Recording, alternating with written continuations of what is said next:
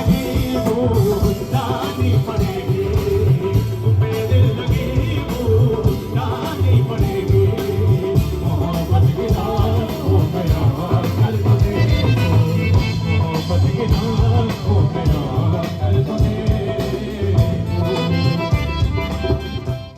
कहते हैं ना कि भाई इंजीनियर इंजीनियरिंग को छोड़ के बाकी सब कुछ बाकी सब करता है। काम बहुत अच्छे करता है। तो कॉलेज लाइफ, स्कूल लाइफ कैसी रही? क्या सिंगिंग उस टाइम पे भी चलती आ रही थी? 11th-12th जो मेरी क्लास थी उसमें पढ़ाई का प्रेशर बहुत था। कॉलेज में लगा लो मैंने पढ़ाई नहीं की, म्यूजिक पे मेरा फोकस ऐसा था कि जैसे कॉलेज एक मेरे को प्लेस दे रहा है म्यूजिक करने के लिए, मेरे को ऐसा फील होता था। अटेंडेंस वहीं से पूरी करवाता था सारी कि भाई ये टीचर्स के पास जाके साइन कर दो, मैंने कॉलेज को रिप्रेजेंट किया है। फादर मेरे चाहते थे कि पढ़ ले, कुछ कर ले। सबका ही पेरेंट्स का होता है, वो सब डरते हैं, उनकी भी गलती नहीं। सारे यही चाहते हैं कि अपनी सेफर साइड बच्चे की हमारी रहे। अब 9 बजे आप ऑफिस जा रहे हो, फिर आपको 7 बजे मेरी छुट्टी होती थी वहाँ से, तो घर आके खाना खाया नहीं खाया, बस सीधा भाग गए शो पे। जो मेरी मतलब फर्स्ट जॉब मेरी जो थी 9 महीने के बाद वो छूट गई किसी कारण की वजह से। उस चीज़ का हर पेरेंट को थोड़ा सा होता है कि नौकरी नहीं कर रहा है, ये घर में पड़ा हुआ, इंजीनियरिंग करा दी है, नौकरी छूट गई है अब ये वाली। मैं कोशिश कर रहा था कि दूसरी जॉब मिल जाए, मैंने अपनी जी जान लगा दी थी। इंटरव्यू भी देने जा रहा था, 6 महीने का ब्रेक आया बीच में, अराउंड 6-7 महीने का। तो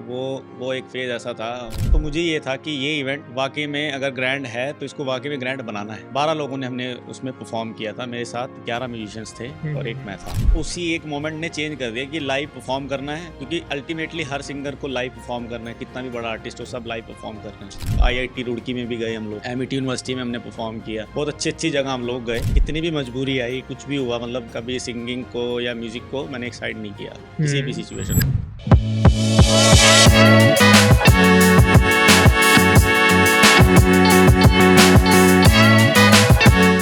नमस्कार दोस्तों, पॉड टॉक्स विद आकाश के इस नए एपिसोड में आपका स्वागत है। आज के जो हमारे गेस्ट हैं वो एक सिंगर हैं, परफॉर्मर हैं, वो एक सॉन्ग राइटर हैं, वो एक अच्छे सॉन्ग कंपोजर हैं और वो बहुत कुछ करते हैं। So let's welcome Azhar. Azhar, कैसे हैं आप? Thank you so much first of all Akash भाई फॉर इनवाइटिंग मी, और बहुत अच्छा लगा आपने मुझे इनवाइट किया। तो अजहर, मेरा आपसे सवाल सबसे पहला ये आता है कि why you choose to be a musician? आप म्यूजिशियन क्यों बनना चाहते थे? आपको ये बचपन से रहा, एक सपना रहा, या कैसे, या फिर ये कोई स्विच था किसी तरह का आपका लाइफ का? नहीं, मेरा सपना भी था, और लाइक आकाश भाई ऐसा है कि बचपन से ही गाने का बड़ा शौक था। तो मेरी फर्स्ट स्टेज समझ लो, आई गेस मैं 5 या 6 साल का होऊंगा शायद। मेरे फादर ने मेरी आवाज़ सुनी थी, तो उन्होंने बोला कि उन्होंने मेरे को स्टेज पे चढ़ाया था बेसिकली। हम्म। जो गाने वो गाते थे उनको सुनता था, वो भी एक बड़ा मतलब काफ़ी अच्छा गाते हैं।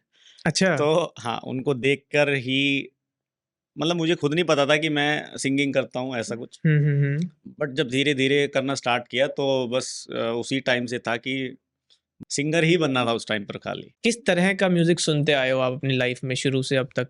शुरुआत में जो मतलब ओल्ड सॉन्ग्स ही सुनते थे हम लोग, क्योंकि फादर मेरे कंप्यूटर लेके आए थे, तो उसमें हम्म। उन्होंने वो मोहम्मद रफ़ी साहब के बहुत बड़े फ़ैन थे, किशोर कुमार सुनते थे। हम्म। उस टाइम तो सीडीज़ आती थी, तो बिल्कुल। सीडीज़ वो लेके आते थे और डीवीडी में अपना लगा के तो वो सारे गाने वही वही सब सुनते थे। हम्म। मोहम्मद रफ़ी साहब को ही सुना सबसे ज़्यादा, और फिर किशोर कुमार साहब के, मुकेश दा के गाने, तो वो सारी चीज़ें सुनते आए हैं। फिर धीरे-धीरे और याद भी वही किए सबसे ज़्यादा हमने उस टाइम पे। हाँ, हाँ, हाँ। तो फिर धीरे-धीरे नुसरत साहब सुनना स्टार्ट किया, तो वो चीज़ें बिल्डअप हो गई अंदर, और बस ये था कि हाँ, यही करना है। हम्म। फुल एंड फाइनल मतलब हो गया था कि यही करना है। तो कॉलेज लाइफ, स्कूल लाइफ कैसी रही? क्या सिंगिंग उस टाइम पे भी चलती आ रही थी, या फिर वो सब दौर में छोड़ रखा था ये सब चीज़ों को और अचानक से स्विच लिया कोई?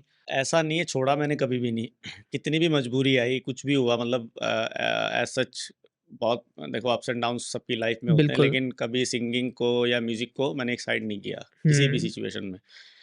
अब लाइक सिर्फ़ 11th-12th जो मेरी क्लास थी उसमें प्रेशर बहुत था, पढ़ाई का प्रेशर बहुत था। तो फादर मेरे चाहते थे कि पढ़ ले, कुछ कर ले, पढ़ाई में ही कुछ कर अच्छी ले, नौकरी लग जा अच्छी कहीं। नौकरी लग जाए। हाँ, हाँ, हाँ। और सबका ही पेरेंट्स का होता है, देखो सब डरते हैं, उनकी भी गलती नहीं है।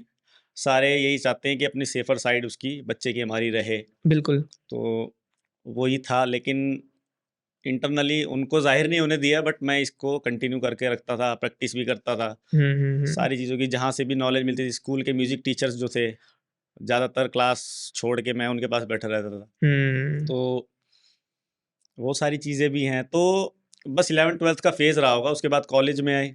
कॉलेज में आने के बाद हमने कॉलेज में आते ही मैंने एंटर करते ही सबसे पहले बैंड बनाया। जो भी कॉलेज के म्यूज़िशियन्स थे, हुँ। मतलब स्टूडेंट्स ही थे जो, हाँ, हाँ। उनके साथ मिलके बैंड बनाया। जो भी टूटा-फूटा बैंड था हमारा उस टाइम, लेकिन परफ़ॉर्म अच्छा कर लेते थे हम। मिल-जुल के कुछ ना कुछ कर लेते थे। सब थोड़े से बेसिक सा ही म्यूज़िक करते थे उस टाइम हाँ, सारे ही। हाँ। तो प्रोफ़ेशनल तो नहीं थे। उस टाइम पे जैसे कॉलेज लाइफ में क्या होता है कि सबका ना बहुत अटपटे नाम होते हैं। क्या आपने भी वैसी कुछ चीज़ें करी, कोई अटपटे नाम रखे बैंड के या कुछ? हमने बहुत नाम चेंज करे हैं। सबसे पहले हमने मोक्ष रखा था उसका नाम। ओके। निर्वाणा भी रखा हमने। हुँ। निर्वाणा से इंस्पायर होके फिर हमने हिंदी में उसको कन्वर्ट किया। हम ऑब्वियसली हिंदी सॉन्ग्स परफ़ॉर्म करने वाले थे। हाँ, हाँ, हाँ। हमने मोक्ष रख दिया उसका नाम। तो काफ़ी परफ़ॉर्म किया हमने कॉलेज टाइम पे भी। हुँ, हुँ, हुँ। कॉलेज में लगा लो मैंने पढ़ाई नहीं की। म्यूज़िक पे मेरा फ़ोकस ऐसा था कि जैसे कॉलेज एक मेरे को प्लेस दे रहा है म्यूज़िक करने के लिए। मेरे को हुँ। ऐसा फ़ील होता था। हाँ, हाँ। क्योंकि मैं कल्चरल फेस्ट होते हैं अपने कॉलेजेस में, बिल्कुल। तो वहीं से मैं उनको मतलब बैंड लेके जाता था पूरा वो परफॉर्म करने के लिए स्पेशल। अटेंडेंस वहीं से पूरी करवाता था सारी कि भई ये टीचर्स के पास जाके साइन कर दो, मैंने कॉलेज को रिप्रेजेंट किया है। तो मतलब 3-4 साल 4th ईयर तक भी मेरा ऐसा ही था कि मैं मतलब काफ़ी आईआईटी रुड़की में भी गए हम लोग, हुँ, हुँ, हुँ। एमिटी यूनिवर्सिटी में हमने परफॉर्म किया। बहुत अच्छी-अच्छी जगह हम लोग गए और कभी कॉलेज ने सपोर्ट किया और कभी मतलब सपोर्ट इन द सेंस कि ट्रांसपोर्ट मिल गया तो ठीक है, नहीं तो खुद से भी चले गए, खुद से हाँ, चले गए। ऐसा था लेकिन रुकता नहीं था मैं, रुका हाँ। नहीं कभी। और देन वी स्विच टू थोड़ा-सा प्रोफ़ेशनल। तो ये प्रोफ़ेशन जर्नी में कब आपने सोचा कि मुझे अब इसको पूरा फुल फ्लेज्ड प्रोफ़ेशनल वे में ही जाना है मुझे अब सिंगिंग की तरफ? कॉलेज तक तो ऐसा ही था कि नौकरी मिल जाए पहले। हुँ। देखो अल्टीमेट गोल कि कॉलेज में आप हो, तो वो चीज़ भी पूरी करनी थी। मेरे को ये था कि एक जो मेरे पेरेंट्स वाली साइड है, वो भी पूरी करनी है। क्योंकि उससे बाहर मैं जा नहीं सकता था उस टाइम ऑब्वियसली कि फाइनेंशियली भी होती है, सारी चीज़ें हैं। बिल्कुल। अगर उससे बाहर जाता तो बिल्कुल ही बाहर हो जाता, मैं म्यूज़िक भी शायद नहीं कर पाता। हुँ। तो वो चीज़ मुझे पूरी करनी थी, तो उसको भी करा। पढ़ाई में ठीक-ठाक एवरेज बच्चा रहा हूँ मैं हमेशा से। मतलब वही 65-70 वाला। मैं तो भी। तो वही था, तो वो कंटिन्यू करना था, वो भी किया। और साथ में ये था कि साथ-साथ इसको पैरेलली इसको भी ले गए। वो मतलब छूटा ही नहीं कभी ना, म्यूज़िक तो कभी एक साइड लाइन मैंने कभी नहीं किया। बिल्कुल। तो डिग्री कंप्लीट करी, डिग्री के बाद नौकरी भी करी। हुँ। तो आई गेस मैंने फाइनल ईयर में ही मैंने ना अपने कॉरेस्पॉन्डेंस लेके फाइनल ईयर के 8th सेमेस्टर में मैंने कॉरेस्पॉन्डेंस लेके मैंने नौकरी जॉइन कर ली थी। ओके। हाँ, तो वहीं से स्टार्ट किया और इंजीनियरिंग करी। अब वही है ना, कहते हैं ना कि भई इंजीनियर इंजीनियरिंग को छोड़ के बाकी सब कुछ बाकी सब करता काम बहुत अच्छे करता है। है। तो बस इंजीनियरिंग तो नाम की थी, बस कर ली और बदनाम इंजीनियरिंग बहुत है। हाँ, बस वही कह सकते हैं। लेकिन ये बात देखी गई है कि बहुत सारे आर्टिस्ट ना इंजीनियर ही थे। बिल्कुल, बिल्कुल, बहुत सारे। तो यही था कि इनकी भी रिक्वायरमेंट फुलफ़िल करनी है और भई अपना तो देखो जो मन में है वो तो करना ही करना है। एक टाइम आ जाए, एक स्टेज आएगी, कभी उस टाइम सोचता था कि एक स्टेज बिल्कुल। आएगी कि तब मैं बोल सकता हूँ कि हाँ, अब मुझे ये मैं करना ये है। करना चाहता हूँ। और देखो आप, मैं अब इस लेवल पे पहुँच गया हूँ। हुँ। तो नौकरी ने मुझे बहुत सपोर्ट किया है, ऐसा नहीं है। जो मतलब कॉलेज की डिग्री नहीं करता, तो शायद मैं बैंड नहीं बना पाता, या बिल्कुल। कई लो जो एक्सप्लोरेशन हमने उस टाइम की, जितना हमने घूमे हम लोग बैंड बना के, तो वो चीज़ भी नहीं शायद हम कर पाते कभी। कॉलेज के बाद आपने कब डिसाइड किया कि अब जो है म्यूज़िक को मेरे को अपना जो है फुल प्रोफ़ेशन बनाना है, अब फाइनली मुझे करना ही म्यूज़िक है और कुछ नहीं करना? आकाश भाई देखो, वो तो बचपन से ही था कि ये तो करना ही है, बट ये है कि कॉलेज के बाद वो वो रीज़न ये रहा उसका कि हमें ना एक पेड गिग मिल गई शुरुआत में। तो अब वो जैसी भी थी, बट उसी एक मोमेंट ने चेंज कर दिया कि लाइव परफॉर्म करना है। और एक, क्योंकि अल्टीमेटली हर सिंगर को लाइव परफॉर्म करना है, कितना भी बड़ा आर्टिस्ट हो, सब लाइव परफॉर्म कर रहे हैं। तो मेरा था कि शुरुआत हुई है कैसे भी, हुँ, हुँ। तो फुल एंड फाइनल हो गया था कि ये तो करना ही है। और बस धीरे-धीरे उसके बाद बढ़ते चले गए और बस वही एक मतलब सिंगल मोमेंट था जिसमें अरे वाह! आपने मुझे बताया कि आपको फर्स्ट पेड जब आपको शो मिला तो आपने वो किया, तो मैं इसकी कहानी ज़रूर जानना चाहूँगा कि वो जो फर्स्ट शो था, हुँ, उसकी पहली कमाई की क्या फीलिंग थी? उस शो पे खड़े होके परफ़ॉर्म करने की क्या फीलिंग थी? आपको कैसा लग रहा था? और वो शो खत्म होने के बाद आपकी क्या फीलिंग्स थी? वो मैं जानना चाहूँगा। कमाल की फीलिंग थी यार वो। मतलब एक तो मैं कैसे बताऊँ आपको हम मुझे ये था कि अ, मन तो था कि खुद से ही कि भाई लाइव शो अब हम करते हैं, कुछ बैंड बनाता हूँ और लाइव शो का स्टार्ट करते हैं। बिल्कुल। तो कहीं से लीड्स मिली, एक होटल है हमारे पानीपत शहर में ही, हुँ, हुँ, तो हुँ। उनके मैनेजर से हम जाके हमने अप्रोच किया, उनसे बात की।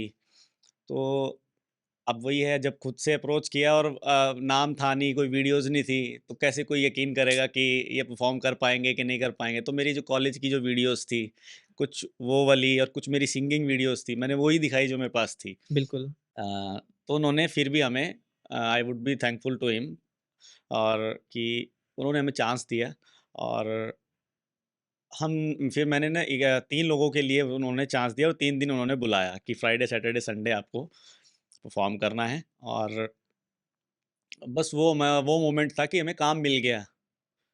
तो थोड़ा-सा वो खुशी बहुत अच्छी थी और आपको यकीन नहीं होगा हम फर्स्ट शो ₹3500 में किया था। अरे!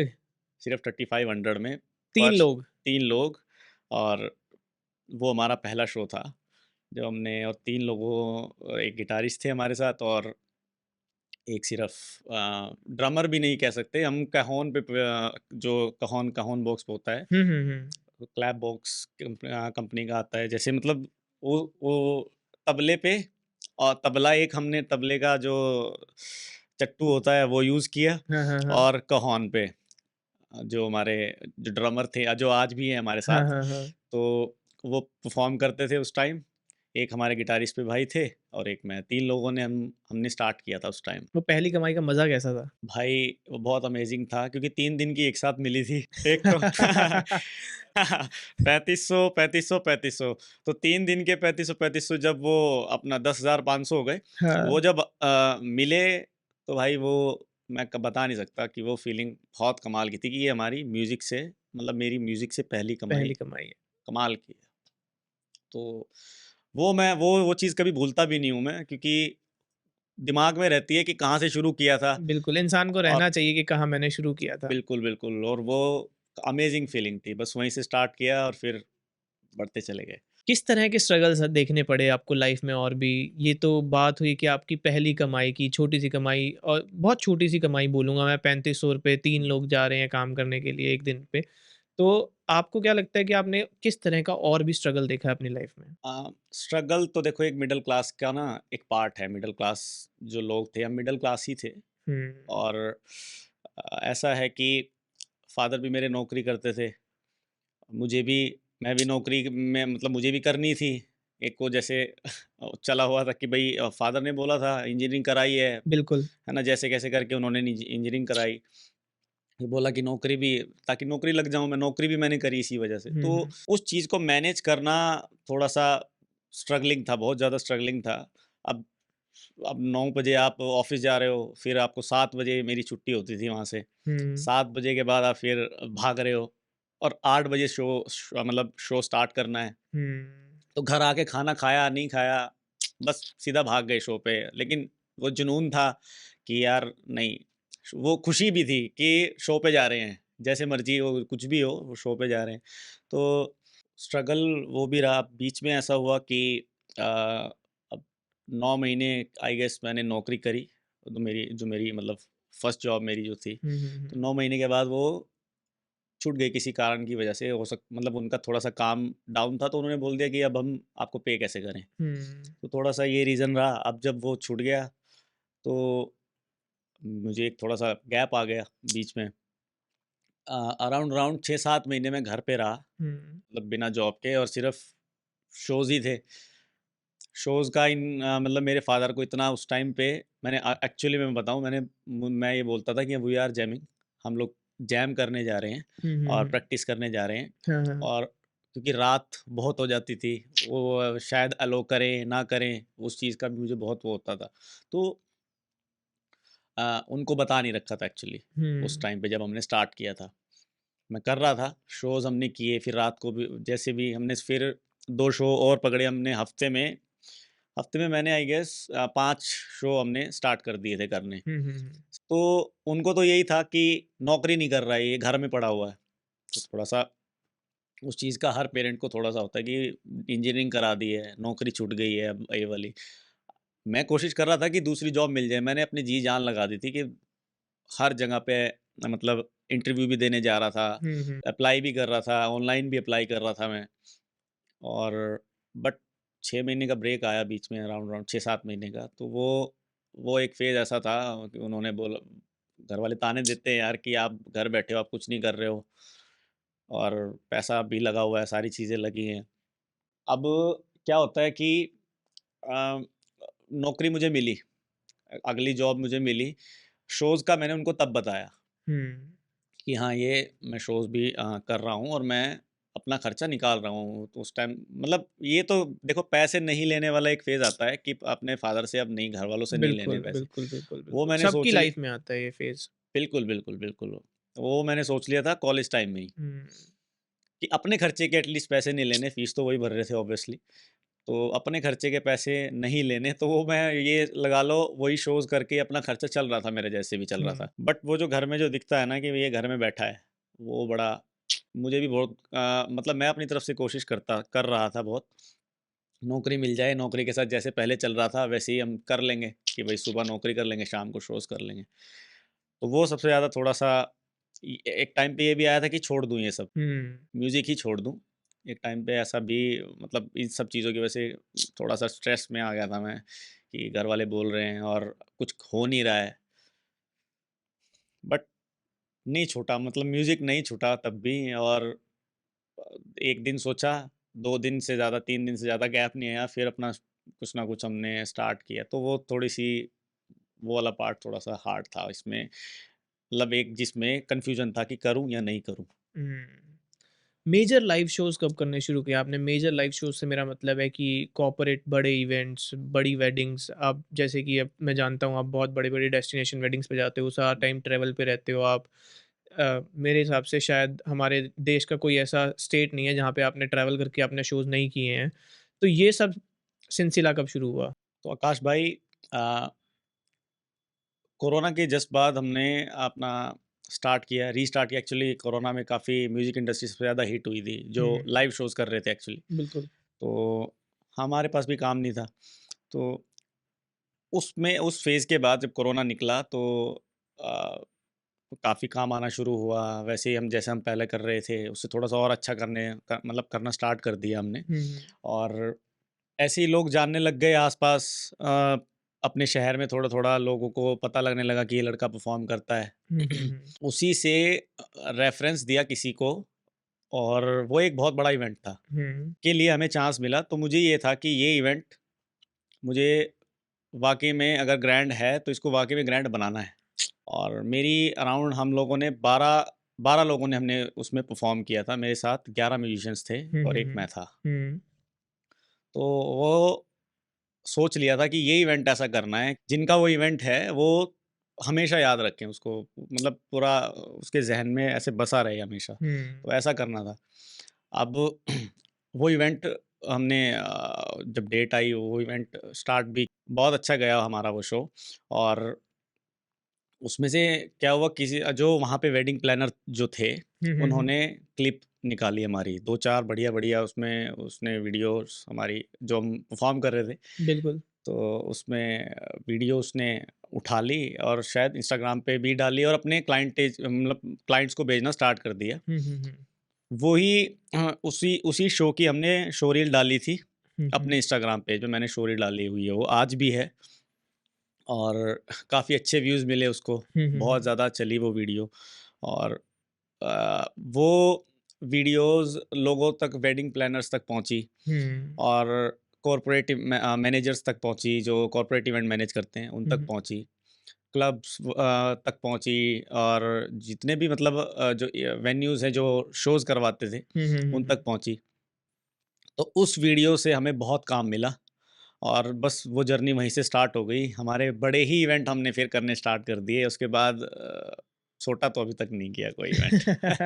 तो मैं ये जानना चाहूँगा अब आपसे कि एक इवेंट में आप कितना ले रहे हो? कितना चार्ज कर रहे हो एक इवेंट का? आकाश भाई, ये सवाल मेरे से बहुत बार पूछा जाता है, तो मैं इसका एक ही जवाब देता हूँ कि अच्छा चल रहा है बहुत, मतलब अच्छा खासा हम अमाउंट चार्ज करते हैं। हुँ, अच्छा खासा कह सकते हैं कि ऐसा भी नहीं कि जो पे ही ना कर पाए लोग, हाँ। बट अच्छा खासा हम एक अमाउंट पे पहुँच चुके हैं अभी। हुँ, हुँ, हुँ। अच्छा है, सब काफ़ी बढ़िया है, है। काफ़ी है बहुत, मतलब मैं चाहूँगा अपनी लाइफ के कुछ ऐसे कोई एम्बैरेसिंग मोमेंट हुए हों कोई लाइव शोज़ के दौरान, बहुत सारे होते हैं। हम जैसे देखते हैं कि किसी का हनी सिंह का कोई लाइव शो चल रहा है, या हुँ, हुँ, बादशाह का कोई लाइव शो चल रहा है, या किसी अदर सिंगर का कोई लाइव शो चल रहा है, वहाँ पे गिर जाते बहुत हैं। सारे फ़नी इवेंट्स होते हैं, बहुत सारे एम्बैरेसिंग इवेंट्स होते हैं। जैसे दिलजीत ने एक बार शेयर किया था कि उनके साथ एक एम्बैरेसिंग इवेंट ये हुआ था कि जब वो जंप करके एकदम से बाहर निकलने लगे अपने स्टेज से, तो जो उनका चादरा था वो उनके पैर में ही फँसा रह गया और वो चादरा खिंच गया अचानक से।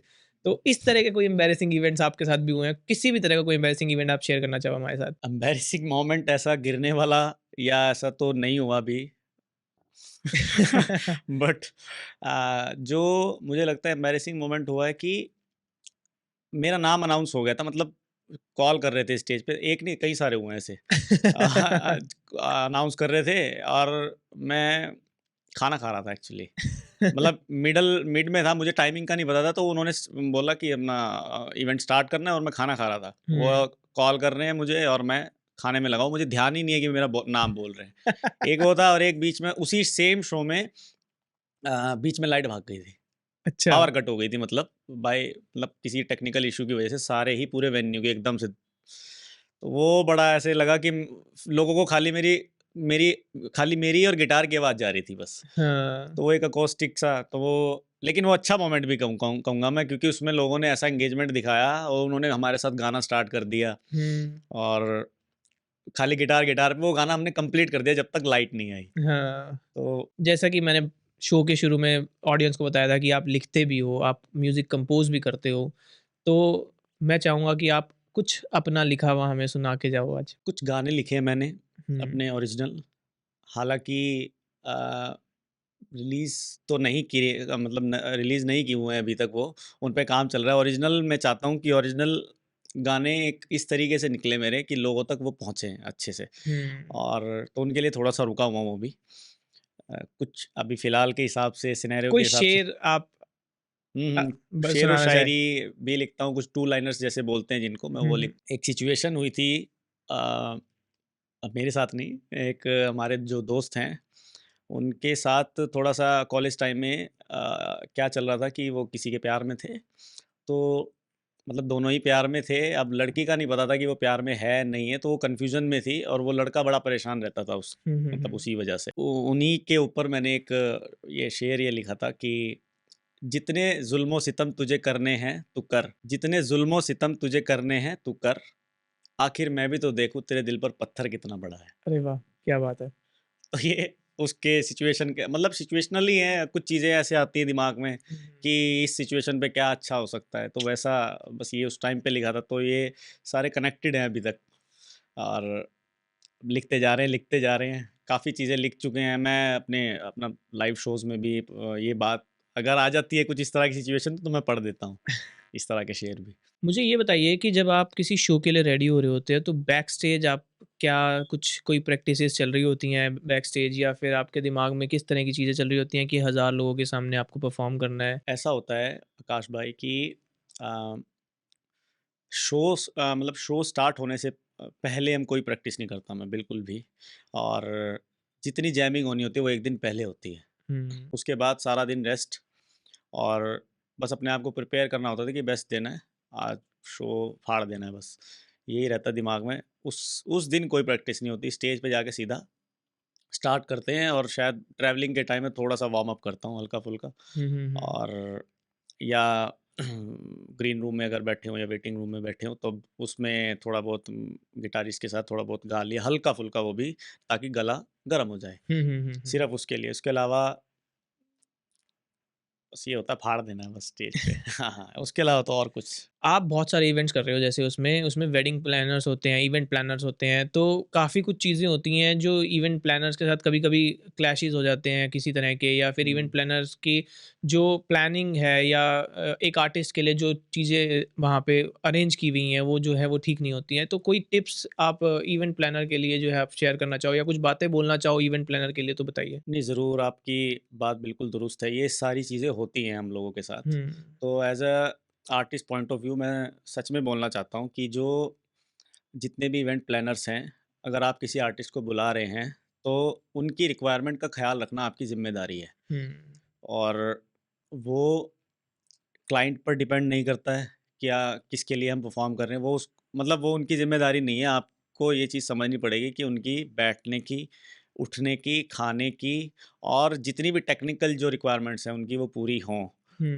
क्योंकि at the end show compromise होगा तो आर्टिस्ट का भी नाम ख़राब होता है और वेडिंग वाले का भी, जी, जो बिल्कुल, बिल्कुल। जो प्लानर है। तो मैं डेफ़िनेटली मैं चाहता हूँ कि जो जितने भी इवेंट प्लानर्स हैं और जितने भी जो आर्टिस्ट मैनेजर्स हैं, उन उन सबको इस चीज़ का बहुत बारीकी से ख़्याल रखना चाहिए कि हर चीज़ का इंतज़ाम आर्टिस्ट के लिए हो। और अल्टीमेटली उसका बेस्ट आउटपुट तभी आप निकल पाएगा, बिल्कुल। क्योंकि जब उनकी रिक्वायरमेंट अगर पूरी होगी तो ज़ाहिर-सी बात है।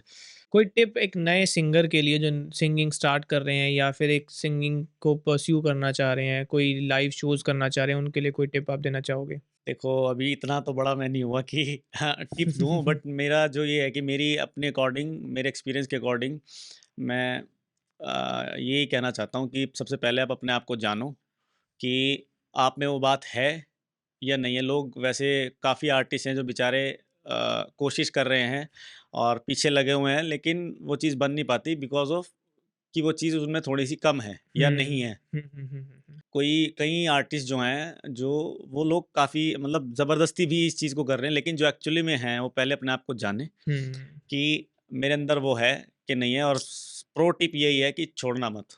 बिल्कुल। अगर आप कर रहे हो, तो आप छोड़ो मत बिल्कुल भी उस चीज़ को। और हमेशा ये ध्यान रखो, अगर आपके अंदर है, आपने स्टार्ट की, अगर आपने कर ही लिया स्टार्ट और आप ड्रॉप करना चाह रहे हो, मेरे साथ भी ये सिचुएशन आई थी कि हुँ, हुँ, छोड़ हुँ। दूँ। म्यूज़िक को नहीं छोड़ते हो ना, हुँ, हुँ, हुँ। तो म्यूज़िक आपको कभी नहीं छोड़ेगा। हुँ। अगर आपने म्यूज़िक को पकड़ के रखा, फिर एक टाइम तक पकड़ के रखो, फिर उसके बाद म्यूज़िक आपको ज़िंदगी भर नहीं छोड़ेगा। हुँ। अगर आपने उसको परस्यू किया ही है और कंटिन्यू कर रहे हो, तो डेफ़िनेटली छोड़ना नहीं चाहिए कभी उसको। मैं जानना चाहूँगा कि आपके और अपकमिंग प्रोजेक्ट्स क्या हैं? क्या अचीवमेंट्स आपने सोच रखे हैं कि आपको अचीव करनी है चीज़ें, और क्या कुछ बैक एंड पे चल रहा है और सब कुछ? देखो, अचीवमेंट्स का तो एंड तो नहीं होता है कोई भी। हुँ। We are doing good, but still एक ये है कि अ, देखो, एक स्टेडियम में परफ़ॉर्म कर रहा हूँ और एक कॉन्सर्ट करना है बहुत अच्छे लेवल पे, और दुनिया घूमनी है। यही हुँ। अचीवमेंट्स हैं एक आर्टिस्ट के लिए, एक सिंगर के लिए। और लोग जानते हों, पहचानते हो एक अच्छे सिंगर के नज़रिए से, यही सारी चीज़ें हैं। और प्रोजेक्ट्स में मैं अभी हमारे कुछ गाने आने वाले हैं और ओरिजिनल्स भी हैं उसमें, कुछ हुँ, हुँ। सूफ़ी कलाम भी हैं, हुँ, हुँ, हुँ। जिनको हम कवर करके मैं डालने वाला हूँ। और मतलब अपने ही स्टूडियो में, हमारा स्टूडियो है, उसी में काम चल रहा है इन सब चीज़ों पे। हुँ, हुँ। और तो डेफ़िनेटली लोगों को बहुत अच्छी-अच्छी चीज़ें हम सुनाएँगे और सुनने को मिलेंगी। उम्मीद भी करता हूँ कि सबको पसंद आएँगी। बस यही जर्नी है कि वहाँ तक पहुँचना है, वो चीज़ें करनी है। हुँ। कुछ एक ओरिजिनल गाने भी आ रहे हैं मेरे, इन फ्यूचर बहुत जल्दी आ रहे हैं। और कुछ सूफ़ी कलाम्स भी हम कवर करेंगे। नुसरत साहब बहुत सुनते हैं हम लोग। हुँ। अल्टीमेटली मैं बहुत बड़ा फ़ैन हूँ उनका। और मैं बहुत मतलब बहुत ही बड़ा फ़ैन हूँ उनका, और इसी वजह से ये मेरा मेन रीज़न है, जो सूफ़ी हमने स्टार्ट किया। हुँ, हुँ। उनका भी मैं कवर डेफ़िनेटली हम करने वाले हैं। काफ़ी सॉन्ग्स मेरे बहुत मोस्ट फ़ेवरेट हैं, और कुछ ओरिजिनल भी। और तो सभी चीज़ें हमारे खुद के स्टूडियो में चल रही हैं। और साथ ही में मैं बताना चाहता हूँ कि हम इन चीज़ों पर भी काम करें कि जैसे अपकमिंग जो आर्टिस्ट हैं, उनको सपोर्ट किया जा सके। और लाइक, लोगों को पता नहीं है कि गाना ऑडियो प्लेटफ़ॉर्म्स पे कैसे आता है, कैसे बनता है। हुँ। तो उन चीज़ों पर भी हम लोग काम कर रहे हैं। और अ, हम लोग उनको गाने में भी, गाना रिलीज़ करने में भी सपोर्ट करेंगे, उनके गाने बनवाने में भी सपोर्ट करेंगे। तो एक्चुअली जो जेन्युइन आर्टिस्ट हैं, जो एक्चुअली हुँ, डिज़र्व हुँ, करते हैं ये हुँ, चीज़ें, हुँ। उनको डेफ़िनेटली उन चीज़ों पर भी काम चल रहा है। अपना खुद का लेबल मैंने बनाया है, तो उस पे डेफ़िनेटली 2-3 आर्टिस्ट हम हमारे साथ ऑलरेडी जुड़ चुके हैं। हुँ, हुँ, हुँ। उनको भी साथ-साथ लेके चल रहे हैं और खुद के लिए भी काम कर रहे हैं। हुँ, मैं ये ज़रूर जानना चाहूँगा कि आप गाते तो हैं इतना कुछ, आपका अपना मोस्ट फ़ेवरेट सॉन्ग क्या है? ज़्यादातर नुसरत साहब सुनता हूँ, कव्वालियाँ सुनता हूँ और अच्छा गाने वाले, अच्छा जिसमें अच्छा म्यूज़िक हो, वो चीज़ें मैं सुनता हूँ, लेकिन मैं सब सुनता हूँ। हुँ, मैं इंग्लिश गाने भी सुनता हूँ और सब तरह की चीज़ें, पुराने गाने भी सुनता हूँ और रेट्रो भी, और मतलब ऑलमोस्ट सभी सब कुछ मैं सुनता हूँ। बट ऐसा मैं अगर फ़ेवरेट की बात करूँ तो नुसरत साहब का एक कलाम है, अ, अखियाँ उड़ीक दियाँ, हाँ। दिल वाजा मारदा, वो मेरा सबसे पहले आई गेस उनका मैंने सबसे पहला गाना यही सुना था। हुँ, वो तब हुँ। से मेरा मोस्ट फ़ेवरेट है। और दम मस्त कलंदर, वो जो कव्वाली है, बहुत ज़्यादा मेरी फ़ेवरेट है। मैं सुनता रहता हूँ, मैं रिपीट पे कितनी भी बार सुन सकता हूँ हुँ, उसको। हुँ, हुँ। मैं चाहूँगा कि हमारी ऑडियंस के लिए आप 4 लाइनें ज़रूर गाएँ। ओ तेरे बाजों, ओ दिल दिया मेरे मवे, तेरे बाजों, ओ दिल दिया मेरे मवे, साडा जूना केड़े जचदा ए तेरे बाजों, मेरी लू लू विच, मेरी नस नस विच, मेरी लू लू विच, मेरी नस नस विच, तेरी याद दा तुम्बा वजदा ई, आजा अखियां उड़ीक दियां, दिल वाजा मारदा, अखियां उड़ीकदियां, दिल बाजा मारदा, आजा परदेसिया, आजा चौण वालियां, निवाज ताए प्यार दा, आजा तैनू अखियां उड़ीकदियां, सजना तैनू अखियां उड़ीकदियां। थैंक यू सो मच आपका आने के लिए इस पॉडकास्ट पे। मुझे बहुत मज़ा आया आपकी जर्नी जान के, मुझे बहुत कुछ पता लगा और गाते तो आप लाजवाब हो और आपकी थैंक यू सो शेरो मच। शायरी, आपकी लेखनी बहुत, बहुत, बहुत मज़ा आया मुझे आज आज के इस पॉडकास्ट में। थैंक यू सो मच, बहुत मज़ा आया। और दोबारा मैं थैंक यू, आपने मुझे इनवाइट किया पॉडकास्ट के लिए। Thank you so thank you. Much.